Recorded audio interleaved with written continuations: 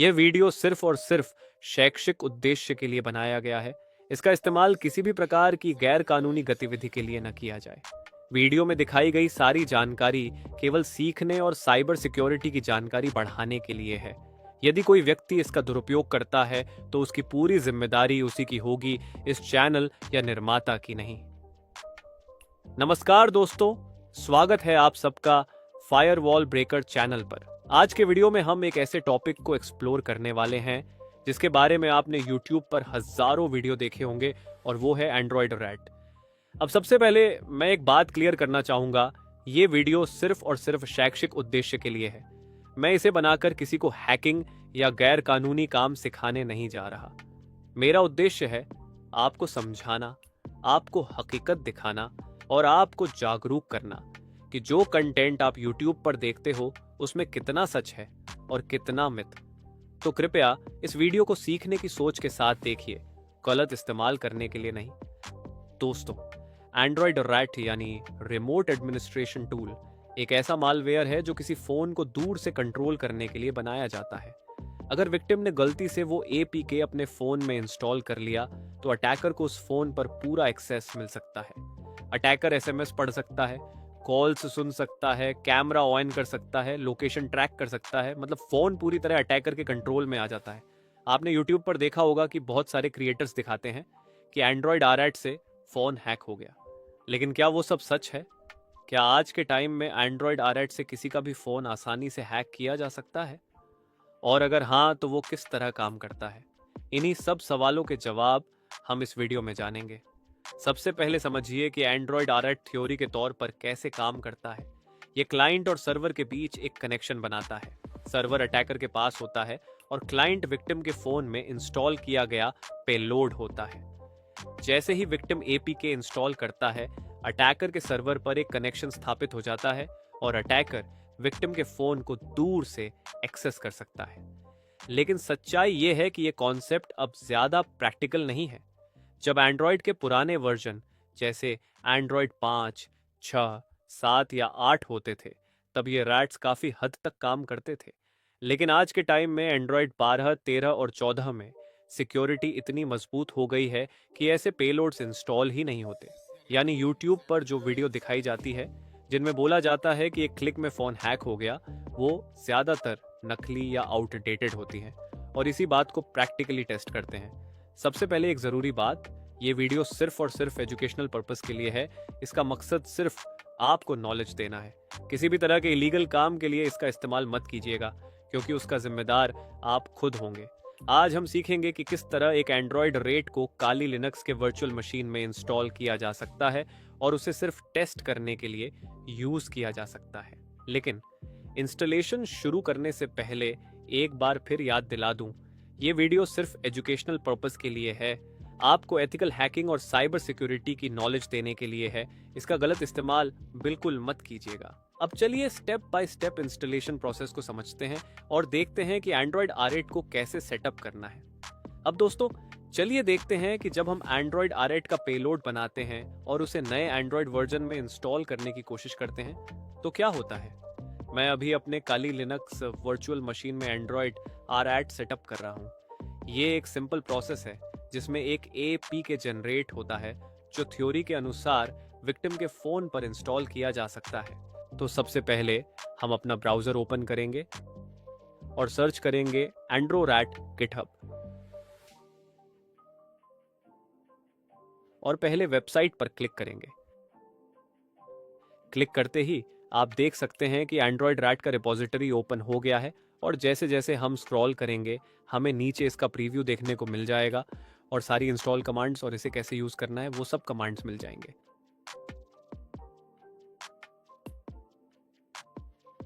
तो हम इसका गाइड क्लोन लिंक कॉपी करते हैं और टर्मिनल ओपन करेंगे और थोड़ा जूम कर लेते हैं ताकि आपको अच्छे से दिखे। अब हम कमांड लिखेंगे git क्लोन और लिंक को पेस्ट करेंगे, फिर एंटर करेंगे। एंटर करते ही मैंने पहले से ही क्लोन कर रखा है, इसीलिए यहाँ ऑलरेडी एग्जिस्ट दिखा रहा है। अब हम ls टाइप करेंगे तो हमें एक एंड्रॉयड रैट नाम से फोल्डर दिख जाएगा।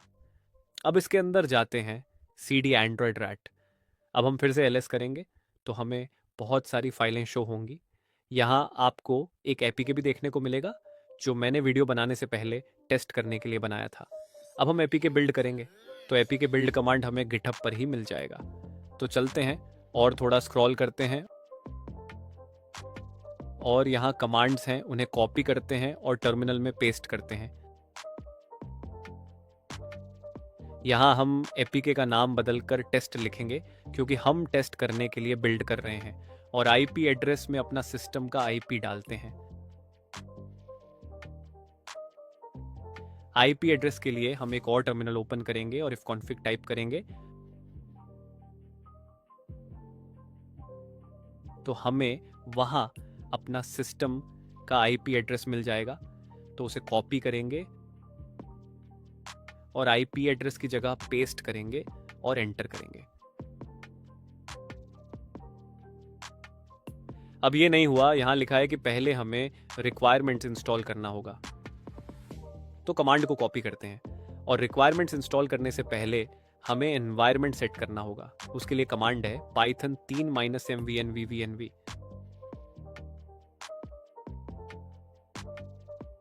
अब एनवायरनमेंट सेट हो चुका है। अब इसे एक्टिवेट करते हैं। इसके लिए कमांड है source when v bin activate।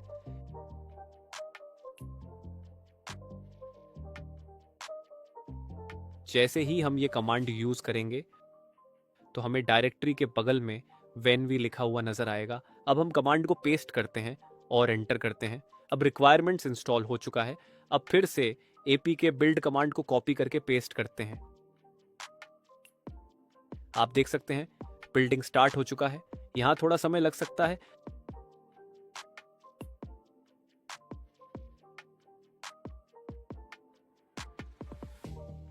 अब हम ls करेंगे तो हमें वो apk दिख जाएगा। अब हम इसे अपने डिवाइस में इंस्टॉल करके चेक करते हैं। तो हम सबसे पहले पाइथन का सर्वर स्टार्ट करके सभी फाइल्स को लोकल नेटवर्क पर होस्ट कर देते हैं। उसके लिए कमांड है python 3me http.server.8hz।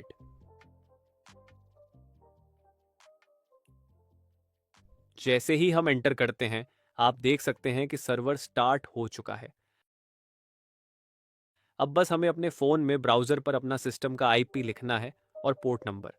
जैसे ही हम एंटर करेंगे हमें वो सारी फाइल्स शो होंगी। इसे झूम करते हैं और यहाँ हमें APK दिख जाएगा। उस पर क्लिक करके डाउनलोड कर लेते हैं और जैसे ही हम इसे इंस्टॉल करते हैं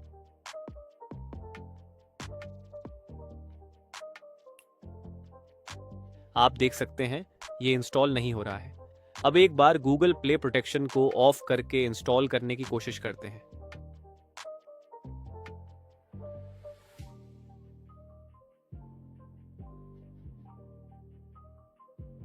और आप देख सकते हैं ये तब भी इंस्टॉल नहीं हो रहा है। अब तो आप समझ चुके होंगे कि यह इंस्टॉल नहीं होगा।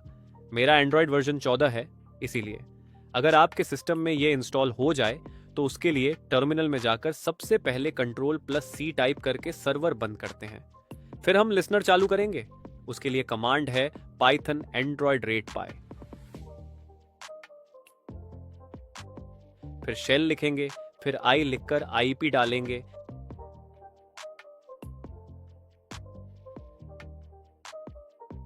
फिर P लिखकर पोर्ट नंबर डालेंगे। याद रहे हम वही IP और पोर्ट डालेंगे जो APK बिल्डिंग में इस्तेमाल किए थे। फिर जैसे ही हम एंटर करेंगे आप देख सकते हैं कि यहाँ वेटिंग फॉर कनेक्शन लिखा हुआ है।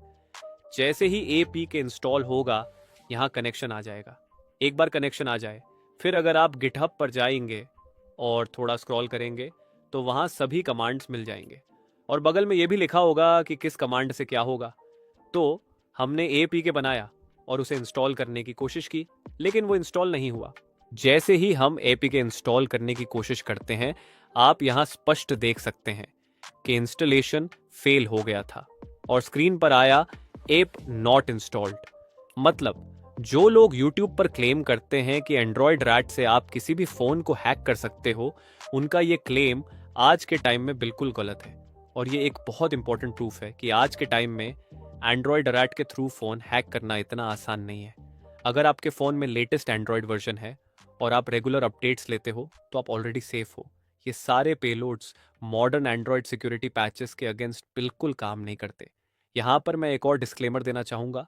अगर आप पुराने एंड्रॉयड वर्जन यूज़ कर रहे हो, जैसे एंड्रॉयड 5 या 6, तो वहाँ ये टूल्स अभी भी कुछ हद तक काम कर सकते हैं।